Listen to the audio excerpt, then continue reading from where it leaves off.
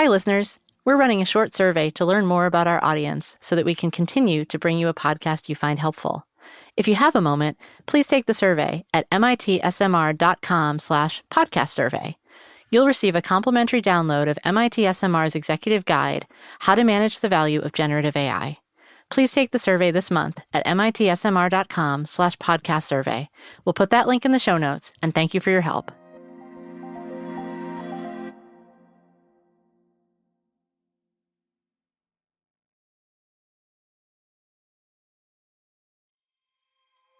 In the summer of 2025, the United States federal government released its AI Action Plan.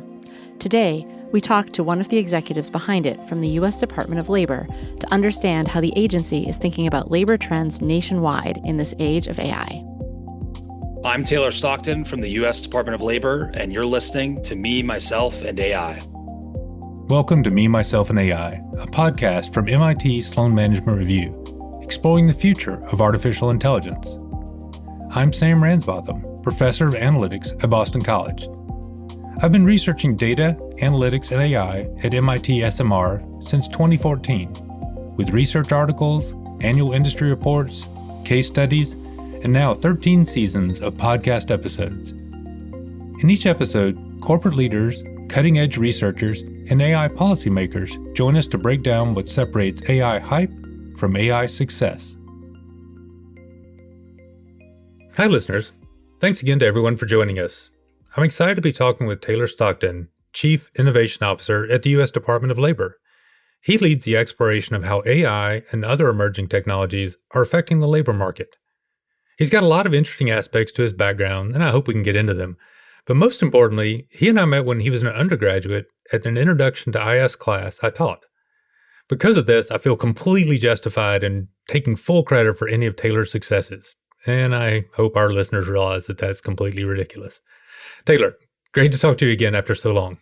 Sam, it's great to see you. And I feel like I should still say Professor Ransbotham, but it's great to reconnect so many years later. After this much time, I think we can go with Sam. Let's start with your current role.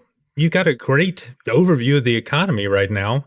What's artificial intelligence doing to the economy? It's such an exciting time to be at the Department of Labor because I think in many ways, technology, and especially because of AI, is reshaping what labor is more than any inflection point in American history. And I think what we're seeing in the economy is that AI's impact is not specific to a certain sector or a certain occupation. It is truly economy-wide. And even if there are jobs that won't increase or decrease dramatically because of AI, every job is being transformed.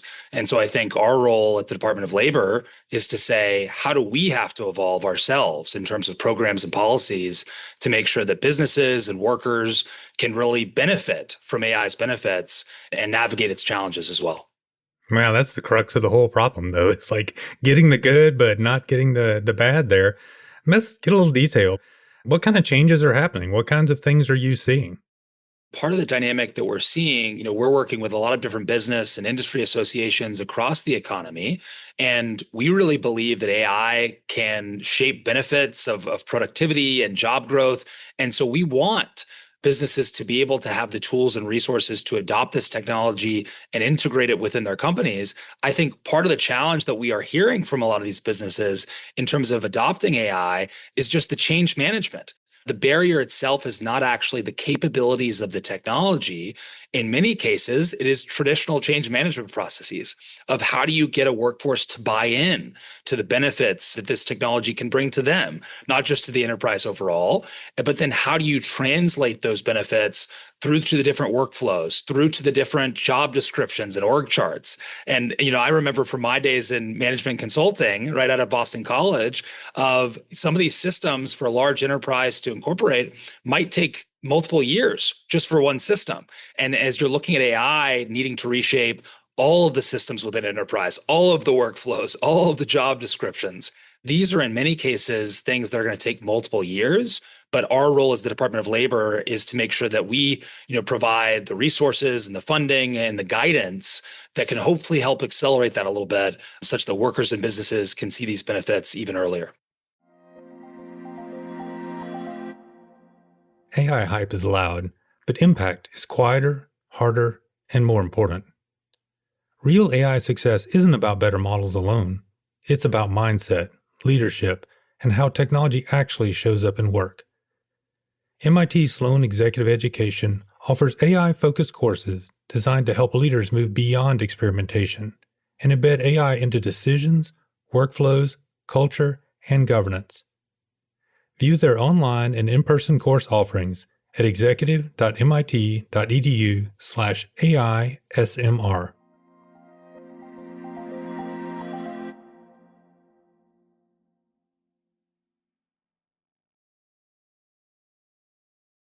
I think a lot of what we are seeing is that there's a lot of industries where AI's capabilities increasingly can do different tasks that are core to certain roles, right? And so you see these knowledge workers such as, accountants and legal professionals and management consultants. And suddenly the new AI models are really good at reviewing long documents and summarizing documents and making small edits. And they can do these things in a much more rapid way than humans can. And so I think the big question on people's mind is, what does that mean? Does that mean the jobs are going away? And I think what we've actually seen, though, is that the change that is being experienced in the economy is that roles are shifting and the tasks within each role and within each occupation are shifting such that AI and these AI applications can increasingly take on some of these aspects of work and actually shift the roles that humans take on to, our hope is, more meaningful and more fulfilling work that only humans can do. Yeah, I think that's the hope here. Now, the tough part's always in the details. So, what kinds of, I've got kids that are in high school right now. We teach people in college. What should we be telling people to do now that's different than what it was back a decade ago when you and I met? I think the first thing that comes to mind for me as someone who's been in the startup world is I think entrepreneurship and small business ownership are more possible and more feasible than any time before. And I think the reason is a lot of these AI applications allow for some of the automation of back office functions where maybe in the past, entrepreneurs would have had to raise capital or take a lot longer to really build the infrastructure to launch a business, that suddenly you can create a web page in 15 minutes. You can file the forms in a much more streamlined way. And so I think I'm personally excited about some of that entrepreneurship and I think encouraging young people to see how feasible some of those paths are. But what I would also say is that even though AI is transforming some of these roles massively, there's a lot of tasks that I think AI can't do that are more so on this category of soft skills that people haven't maybe focused on as much in the past, which is to say relationship building, trust building, all of these skills that are across a lot of industries and roles. AI can't replace that. And I think it's going to be only more important as AI automates other parts of the job. And so I would encourage young people to think about, regardless of the industry that you're working in, how do you make sure you develop those relationship building skills and other soft skills that may be even more important in the age of AI? Yeah, I buy that. At the same time, part of me also wonders about technical skills. That when some new AI something or other comes out, I feel like people that have deeper technical backgrounds are going to be better able to assimilate the new thing going on. And that's almost a complete counter to the focus on soft skills. How do we reconcile that? I don't know what the right answer is on that. I think you're right. And I don't think it necessarily has to be reconciled. I think both of those things can be true at once. Briefly thinking back to the class that we took together 16 years ago, part of what we looked at was the basics of Microsoft Excel, the basics of different software in a business context as students thought about different paths in the business world. And I think a lot of those same types of views are relevant here to say, what are the core AI literacy skills? What are the core AI skills individuals need to have in all areas of the economy, in a healthcare context, in a manufacturing context, in an accounting context? What does AI literacy and AI skills development look like to make sure that the tools and workflows that are increasingly common in the age of AI, people are very comfortable with? And so in my mind, it is both the soft skills as well as the ability to manage a lot of the AI tools that will increasingly be prevalent across the economy. Yeah, I mean, that's a tough answer to everybody listening because then it's not A or B. What you're saying is A and B. And naively, it'd be great if I knew everything, but you got to make choices about where you spend. Let's say you have 1 hour this afternoon to spend on something. Should you spend it on a soft skill or should you spend it on a technical skill? Where does that incremental marginal hour go? Yeah, you're pushing me to prioritize here. I mean, I will say, I know I started with soft skills, but I think the Department of Labor believes that AI literacy and foundational AI skills truly are going to be the gateway to opportunity in the AI economy. And so if you force me to prioritize, I'll go with the AI literacy skills because, we're seeing so many new jobs be created, new forms of productivity be unlocked across the economy. But I think we recognize that a lot of that is only going to be possible for workers if they have those foundational skills. And so it's been a massive push for us to say, how do we make those core AI literacy skills as accessible as possible across the economy?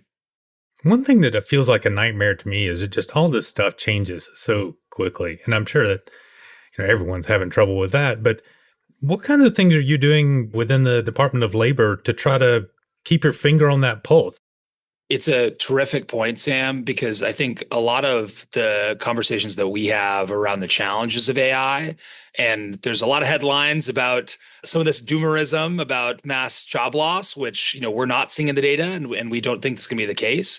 But to your question, a lot of times we note that the biggest challenge in our mind around AI and work is going to be the speed of change, because a lot of the cycles of education systems and workforce systems and enterprise transformation are so much longer than the speed of change of AI, right? Some of these cycles in an enterprise to look at strategy or enterprise transformation or systems change, maybe once a year, maybe once every few years, but there's new AI models and new AI applications every 6 weeks, right? And so I think the core capability that we are both encouraging businesses to think about, but also the capability that we are trying to think about ourselves is agility. And I think to your question of specific projects and initiatives on our side, the big initiative that we're about to launch is called the AI Workforce Hub, which is really going to be a little bit of an R&D lab around how we support workers in the age of AI with a core capability, again, to your question, being how do we collect the right data around how AI is impacting the labor market, what we're seeing from an AI adoption standpoint, what we're seeing from a productivity and time-saving standpoint. And to your point, a lot of these metrics have not been available in the past, certainly not at the speed needed to truly measure in the age of AI. And so we're super, super excited to launch that initiative and make sure that we're able to support businesses and workers in this faster moving economy.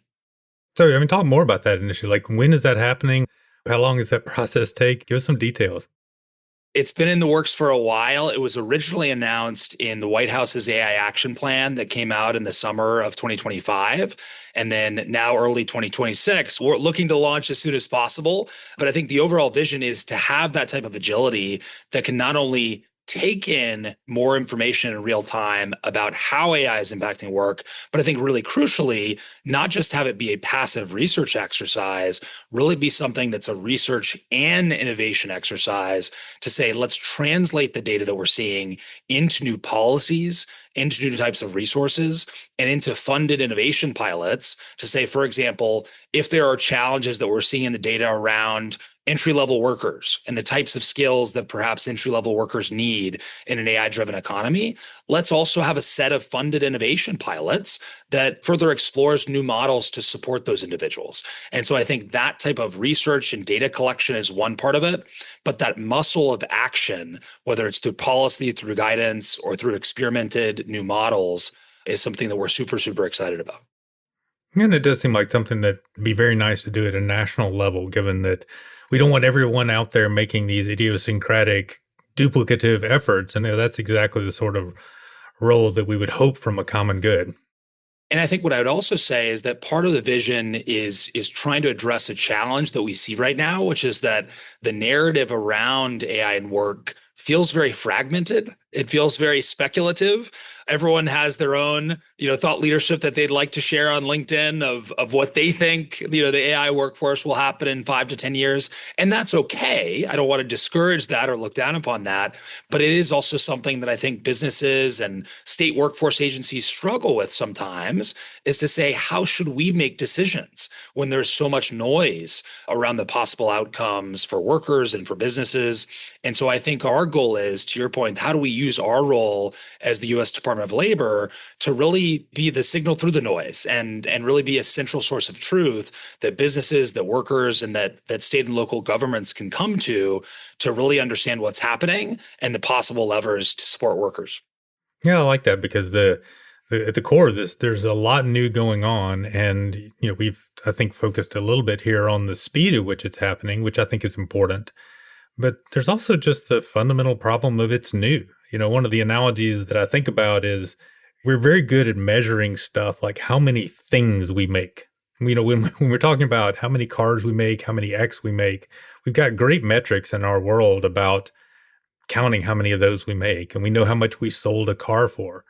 But when a company makes an open source AI model that it provides to people out there that literally billions of people use, we don't have good metrics around a lot of how much value that's creating. And if we fail to measure these things, then it's going to be hard for the Department of Labor to figure out if an initiative is working or not.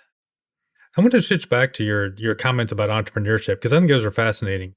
When these tools are available to everybody, how does one entrepreneur differentiate themselves from everyone else?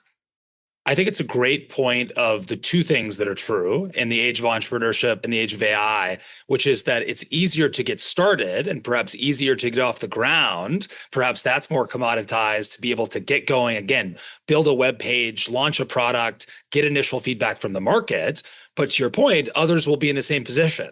And so there will still be difficulty and challenges in scaling up and further differentiating. And so perhaps counterintuitively in a certain way, in an age where technology is so abundant and AI generated content and products and services are so abundant, it may come back to humanity and relationship building, to say in many products and services, consumers and enterprises may still prefer the solution that, yes, has the great AI generated content, but also has someone you can go to that is a human that you trust and that you've actually built a relationship with and built rapport with.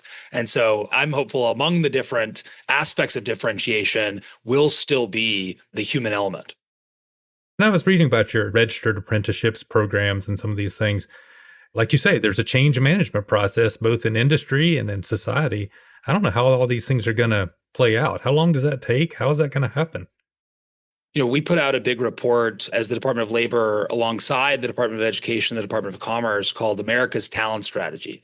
And part of what we outlined in that strategy is that the traditional idea of different pathways to economic opportunity is broken. And we need radical change to really make sure that individuals are able to see pathways into the workforce. And we think that this notion of the college for all movement that was true for a while didn't work. Higher education and 4-year degrees will still be a great path for many people. But there's also a lot of other paths that may make sense depending on their interests, depending on their context. And I think part of the value of registered apprenticeships is that you're learning on the job, but you're also getting paid from the very beginning, right? You're not only not taking on debt, you're getting paid. And there's also not the risk of this mismatch that I think we so often see, whether it's higher education or a boot camp or training program. Sometimes individuals get to the other side and they figure out the hard way that the skills that they've built, unfortunately, still aren't fully connected to the skills that employers may be looking for. And so the beauty of work-based learning models like registered apprenticeships is that you're learning on the job and you're learning those skills that are so deeply intertwined with where the workforce is moving. And so that's one of the reasons that we're really investing in that model to make sure more workers and more businesses can benefit from it. You've alluded to it a couple of times, some of your past consulting, and I think you phrased one of your jobs as, hey, that's before AI took over for that. Take us a little bit of a history of what happened since Boston College. What have you been doing? How did you end up at the U.S. Department of Labor from an intro to IS class? Well, again, I would credit any future success back to Professor Ransbotham. Got that on the record. But, I fell in love with the idea that education is one of the greatest levers to unlock economic opportunity and this idea of the American dream. And I think as I looked more into education and the concept of the American dream, I looked at this dynamic of technology reshaping the workforce in such a profound way that really requires us to totally change and transform the way that we approach education and workforce development. And so coming out of Boston College, I did start in consulting, but with a specific focus on education and workforce projects. From there, I actually moved to South Africa for a couple of years at an education startup that was thinking about what is the future of K through 12 education and how do we make sure that we're embedding technology in the way that we prepare students for the future workforce. From there, I did get my MBA at Harvard Business School. But while I was getting that MBA, started the Future of Work Club, actually started a Future Work blog that may or may not be somewhere still on the internet. I helped start a workforce tech company that really partnered with government agencies at the local and state level to address some of these issues and saying, hey, how can we actually use technology to better match job seekers that are looking for jobs, looking for retraining, and businesses that are hiring in the economy? And so I was thinking about all these issues outside of government in the private sector, but because we were partnering with government agencies, I began to see the tremendous role and influence that government agencies have in really shaping the type of innovation that's possible to support businesses and workers. And so I was really grateful for the opportunity, especially from the Deputy Secretary of Labor, who's leading on a lot of these AI issues, and able to have conversations with him about leading a portfolio here to really double down on the areas that the Department of Labor has focused on in the past and really make this a core part of how we think about the agency's future.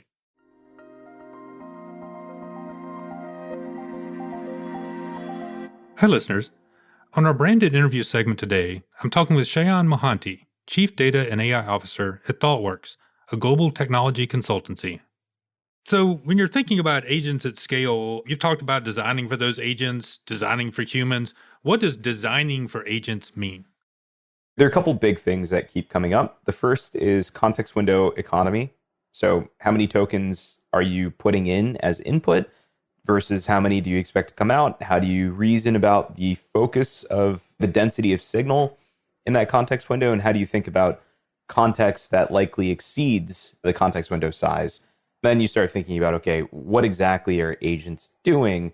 Are they software engineering? Are they building slide decks and so on? And you constrain the context window to exactly what's necessary. There are lots of different ways that you can do it depending on what your use case is and what part of the business that agent happens to be operating in. But we're seeing primitives come up over and over again. The concept of memory management is a primitive that just keeps coming up, which is what parts of the context window do you offload? What parts do you bring back? When do you bring it back? How do you think about synthesizing? How do you think about relevancy? Now, since then, we've started moving towards a world where agents are actually in control of that, where you might want dynamic loading and unloading of that context. You want to think about persistence. You want to think about temporality. Ideas or facts may evolve over time as an agent is executing. And nonetheless, you always have a read-write relationship to that.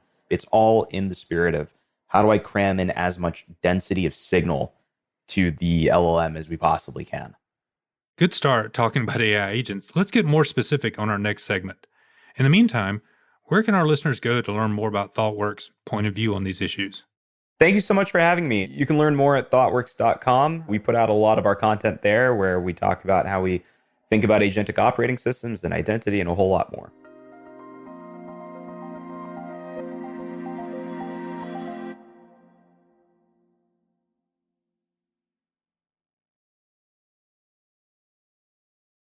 One of the phrases I liked from your startup, too, was a GPS for your career.